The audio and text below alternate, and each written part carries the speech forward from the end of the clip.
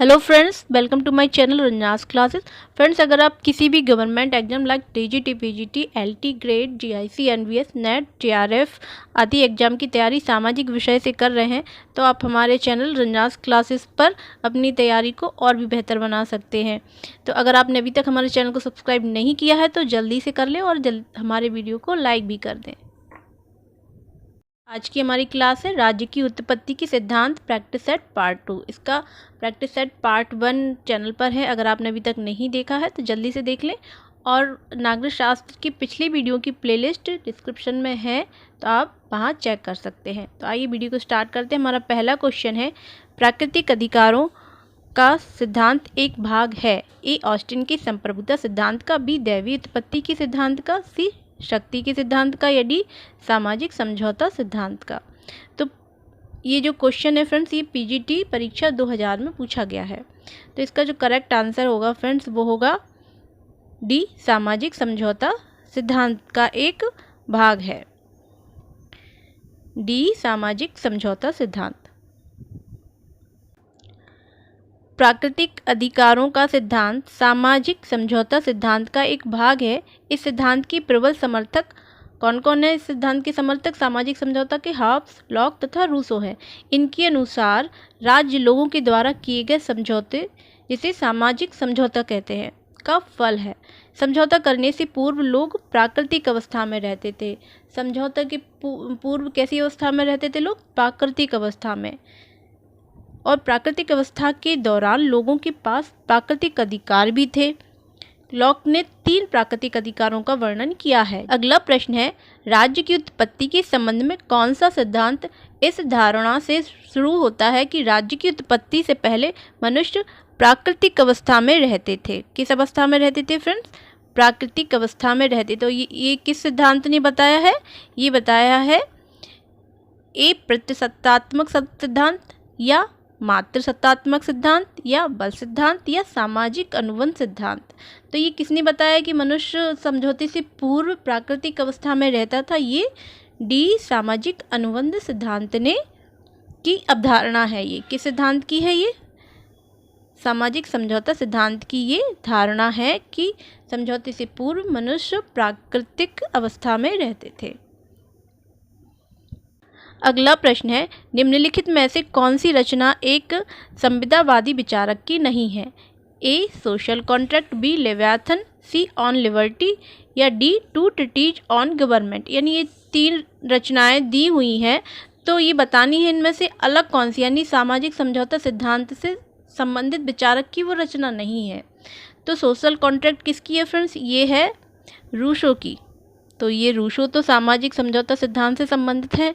और लिव्याथन है हॉब्स की, और हॉब्स भी ये संबंधित है सामाजिक समझौता सिद्धांत से। और टू ट्रीटीज ऑन गवर्नमेंट ये किसकी है? ये है लॉक की। तो ये तीनों ही उससे संबंधित है। लेकिन ये जो ऑन लिबर्टी है ये मिल की रचना है, तो ये उससे संबंधित नहीं है सामाजिक समझौता सिद्धांत से। तो इसमें अलग कौन सी हो गई? ऑन लिबर्टी संविदावादी विचारक की नहीं है। तो हमारा करेक्ट ऑप्शन हो जाएगा ऑप्शन सी, ऑन लिबर्टी संविदावादी विचारक की रचना नहीं है।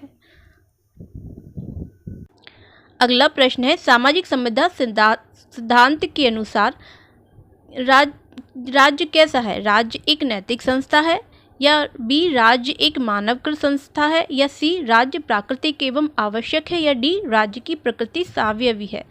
तो सामाजिक संविदा सिद्धांत के अनुसार राज्य एक मानवकृत संस्था है। कैसी? राज्य एक मानवकृत संस्था है, मतलब उसने समझौता किया, तभी उसका निर्माण हुआ, यानी मानव के द्वारा उसका निर्माण हुआ है, इसलिए राज्य एक मानवकृत संस्था है सामाजिक संविदा सिद्धांत के अनुसार। तो इसका जो करेक्ट ऑप्शन होगा फ्रेंड्स वो हो जाएगा बी, राज्य एक मानवकृत संस्था है। फ्रेंड्स, इस प्रैक्टिस सेट में ज़्यादातर क्वेश्चन सामाजिक समझौता सिद्धांत से संबंधित रखे हैं मैंने, क्योंकि अगर एक टॉपिक से संबंधित ज़्यादा क्वेश्चन आप सॉल्व करेंगे तो आपको उस टॉपिक को समझने में आसानी होगी। तो अगला प्रश्न है हमारा कि सामाजिक अनुबंध सिद्धांत इस पर आधारित है? ए राष्ट्रीयता, बी संविधानवाद, सी व्यक्तिवाद, या डी समाजवाद। तो सामाजिक अनुबंध सिद्धांत जो है फ्रेंड्स वो सी व्यक्तिवाद पर आधारित है। सामाजिक अनुबंध सिद्धांत का सिद्धांत जो है व्यक्तिवाद पर आधारित है।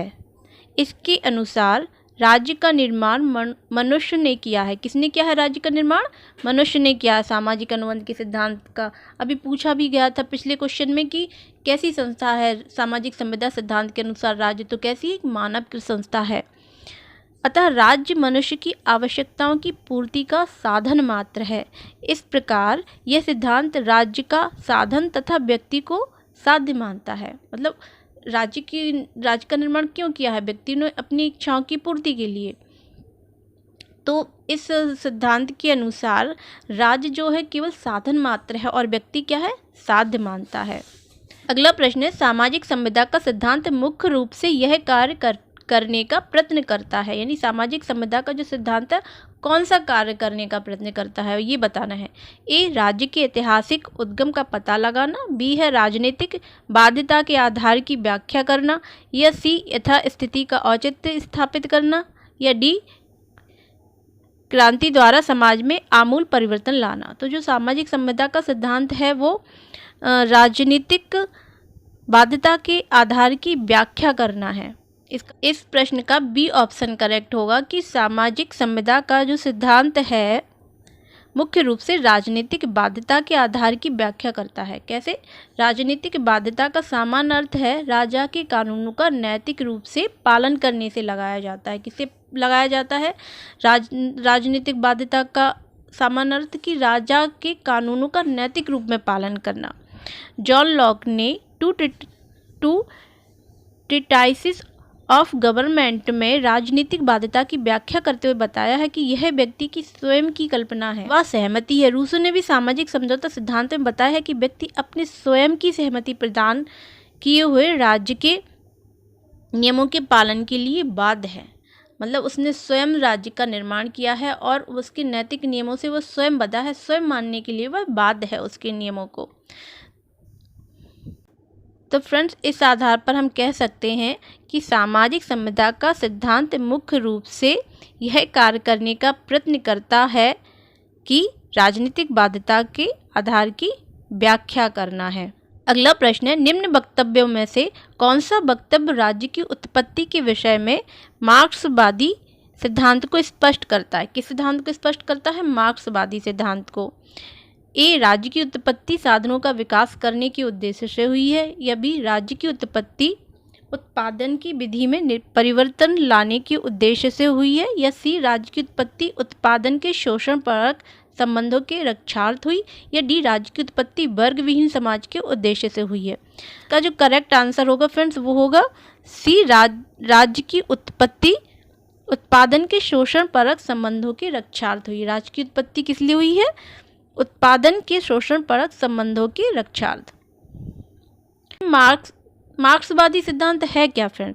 तो मार्क्सवाद के अनुसार राज्य की उत्पत्ति किसी नैतिक उद्देश्य की सिद्धि के लिए नहीं हुई है। मतलब ये मार्क्सवादी मानते थे किसी नैतिक सिद्धि के उद्देश्य के लिए राज्य की जो है उत्पत्ति नहीं की गई है। किस लिए की हुई है राज्य की उत्पत्ति? उन क्या मानते थे कि संपत्तिशाली वर्ग के हितों की सुरक्षा के लिए हुई है। किस लिए हुई है? संपत्तिशाली वर्ग के हितों की सुरक्षा के लिए। और यह एक कृत्रिम संस्था है। राज्य कैसी है? कृत्रिम संस्था है। राज्य एक ऐसी संस्था है जो एक वर्ग के द्वारा दूसरे वर्ग के दमन और शोषण के लिए स्थापित की गई है। फ्रेंड्स, ये जो लाइन है ना, दमन और शोषण के लिए, ये मेन है मार्क्सवादी में। ये क्वेश्चन में यही वर्ड, ये की पॉइंट है उनका, अगर आपको गैस करना है कि मार्क्सवादी सिद्धांत है से संबंधित है।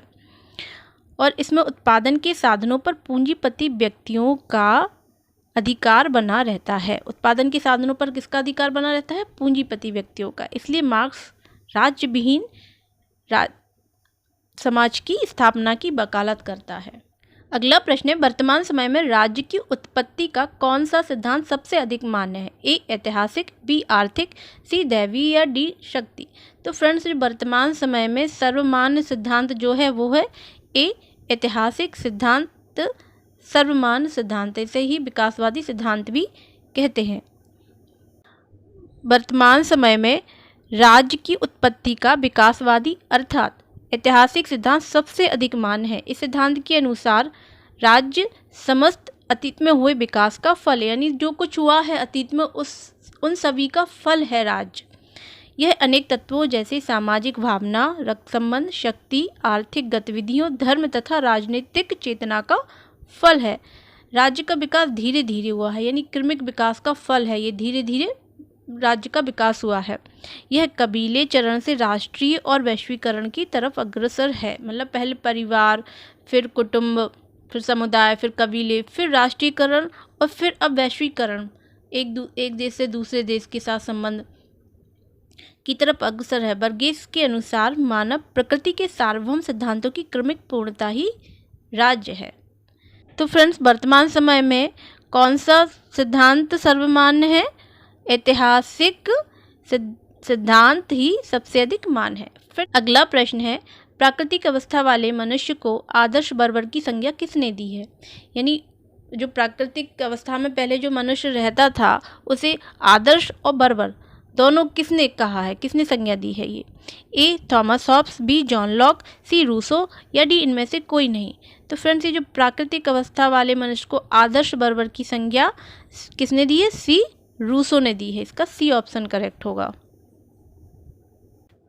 अगला प्रश्न है, रूसो की सामान्य इच्छा का मतलब यह है कि ए सामान्य इच्छा कुछ खास इच्छाओं का योग है, तो ये उसकी सामान्य इच्छा नहीं है कि कुछ खास इच्छाओं का योग नहीं है ये। नेक्स्ट है बी कि किसी खास राजनीतिक समाज के व्यक्तियों की वैचारिक इच्छाओं का योग है। तो फ्रेंड्स, ये भी नहीं, किसी भी खास राजनीतिक समाज के लिए की इच्छा नहीं है। और सी है कि उत्कृष्ट सार्वभौमिक इच्छा किसी एक व्यक्ति की भी हो सकती है जिसका उद्देश्य समुदाय का सामान्य हित हो। और चौथी है कि वह शास्त्रीय अभिजात वर्ग की इच्छा हो। तो फ्रेंड्स, पहला ए, बी और डी ये तीनों ही नहीं है। हमारा जो करेक्ट आंसर होगा फ्रेंड्स वो होगा सी, उत्कृष्ट सार्वभौमिक इच्छा किसी एक व्यक्ति की भी हो सकती है या अनेक व्यक्तियों की भी हो सकती है। इसमें ये अनेक नहीं लिखा है लेकिन है कि अनेक व्यक्तियों की भी हो सकती है जिसका उद्देश्य क्या होना चाहिए? समुदाय का सामान्य हित हो। ऐसी इच्छा को रूसो ने सामान्य इच्छा की संज्ञा दी है। तो अगला प्रश्न है, रूसो की सामान्य इच्छा या संकल्प के संबंध में कौन सा कथन सही नहीं है? ए राज्य में कानून का स्रोत है, बी सदैव जनहित में होती है, सी यह सबकी इच्छा है या डी यह सदैव सही होती है। तो अभी बताया था फ्रेंड्स कि ये कैसी होती है? समुदाय के हित की, जनहित की इच्छा अगर होगी तो वो सामान्य इच्छा है रूसो के अनुसार।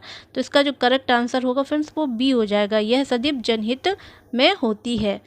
अगला प्रश्न है, मनुष्य स्वतंत्र पैदा हुआ है किंतु वह सर्वत्र जंजीरों में बंधा हुआ है। इस वाक्य को से रूसो का आशय है। ये वाक्य किसका है फ्रेंड्स? रूसो का है।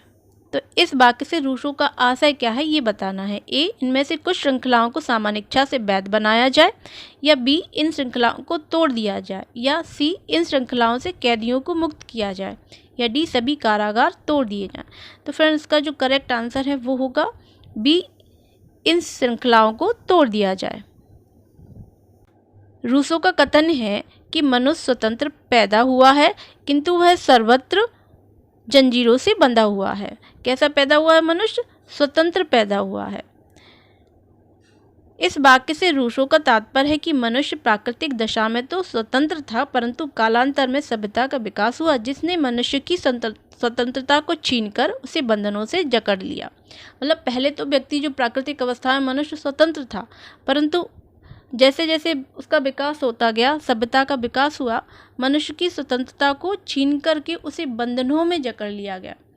तो अतः यदि हमें सभ्य समाज में स्वतंत्रता को वापस लाना है, तो अगर स्वतंत्रता को वापस लाना है रूसो के अनुसार तो क्या करना होगा? तो हमें प्राकृतिक दशा की ओर लौट चलना चाहिए। यानी वो कहता है कि प्राकृतिक दशा की ओर फिर से लौट चलो, तभी हम स्वतंत्र रह सकते हैं, अर्थात इन श्रृंखलाओं को तोड़ दो। तो यही उसकी इस कथन का ये आशय है कि इन श्रृंखलाओं को तोड़ दो। अगला प्रश्न है कि किसने कहा मनुष्य स्वतंत्र जन्म लेता है फिर भी वह हर जगह बेड़ियों में जकड़ा हुआ है? तो ये फ्रेंड्स, ये कथन जो है ये सी रूसो का ही है। ये बहुत बार ये परीक्षा में पूछा जाता है, अभी भी टीजीटी 2021 में ये पूछा गया था। अगला प्रश्न है कि निम्नलिखित में से किस विचारक के अनुसार प्राकृतिक अवस्था में मनुष्य बुद्धि या तर्क के बजाय भावनाओं से संचालित था, यानी बुद्धि और तर्क से संचालित नहीं था, किससे था? अपनी भावनाओं से संचालित था। ये कथन ये किसके अनुसार है? ए रूसो, बी हॉब्स, सी लॉक या डी बेंथम? तो ये रूसो के अनुसार है, ए रूसो। प्रश्न है, किसने सामाजिक संविदा सिद्धांत की घटिया इतिहास, घटिया दर्शन तथा घटिया विधि के रूप में आलोचना की? यानी सामाजिक समझौता का सिद्धांत को घटिया इतिहास भी कहा है, घटिया दर्शन और घटिया विधि के रूप में आलोचना की। ये कौन है? A sir Henry Maine, B Lord Acton, C Hobhouse या डी मिल? तो ये जो आलोचना की है फ्रेंड्स, ये इसका जो करेक्ट आंसर है होगा वो होगा ए सर हेनरी मैन। इन्होंने सामाजिक समझौता सिद्धांत की घटिया इतिहास, घटिया दर्शन तथा घटिया विधि के रूप में आलोचना की है। ये जो सर हेनरी मैन है, इन्होंने ही जो सर्वमान्य सिद्धांत है, ऐतिहासिक या विकासवादी सिद्धांत का प्रतिपादन भी किया है। अगला प्रश्न है, निम्नलिखित में से किसे सामाजिक समझौते के विचार को नए रूप में प्रस्तुत करने के लिए श्रेय दिया जाता है? यानी सामाजिक समझौते का जो सिद्धांत है उसे नए रूप में किसने प्रस्तुत किया है? ए नोजिक, बी रॉल्स, सी ऑक्सफोर्ड या डी हन्ना अरेंड? तो इसका जो करेक्ट आंसर होगा फ्रेंड्स वो हो जाएगा बी रॉल्स ने अपने चिंतन के द्वारा उसमें मिला करके जो सामाजिक समझौते के विचार को एक नया रूप प्रदान किया। तो बी रॉल्स इसका करेक्ट आंसर होगा। अगला प्रश्न है, निम्न में से किसमें राज्य की उत्पत्ति के ऐतिहासिक सिद्धांत के तत्व पाए जाते हैं? यानी ऐतिहासिक सिद्धांत के तत्व कौन कौन से हैं, वो ऑप्शन आपको इसमें सिलेक्ट करना है। ए रक्त संबंध, धर्म, युद्ध, राजनीतिक चेतना। बी में है युद्ध, प्रथाएं, राजतंत्र, प्राकृतिक विधि के समावेशन। सी में राजतंत्र, बल, पारस्परिक समझौते, राजनीतिक नेतृत्व। और डी में है रक्त संबंध, संवैधात्मक समझौते, धर्म, अराजकता। तो ये तीनों ही नहीं है। हमारा जो करेक्ट आंसर होगा फ्रेंड्स वो होगा ए रक्त संबंध, धर्म, युद्ध और राजनीतिक चेतनाएं ऐतिहासिक सिद्धांत के प्रमुख तत्व हैं। देखिए फ्रेंड्स, ये राज्य की उत्पत्ति के ऐतिहासिक सिद्धांत के प्रमुख तत्व हैं, कौन कौन से हैं? रक्त संबंध है, मनुष्य की स्वाभाविक सामाजिक प्रवृत्तियां हैं। तीसरा है धर्म, चौथा युद्ध, पांचवा है आर्थिक गतिविधियां तथा छठवां है राजनीतिक चेतना। ये सभी राज्य की उत्पत्ति के ऐतिहासिक सिद्धांत के प्रमुख तत्व है। अब देखिए फ्रेंड्स, ये जो क्वेश्चन है ये सेम उसी तरह का है कि राज्य के विकास में मुख्य भूमिका के द्वारा निभाई जाती है, यानी किन किन तत्वों के द्वारा राज्य के विकास में भूमिका निभाई जाती है, आपको ये बताना है। तो इसका आंसर आप हमें कमेंट करके बताएंगे। फ्रेंड्स, अगर आपको हमारा वीडियो अच्छा लगा हो तो हमारे चैनल को सब्सक्राइब और हमारे वीडियो को लाइक और शेयर कर दें। Thanks for watching.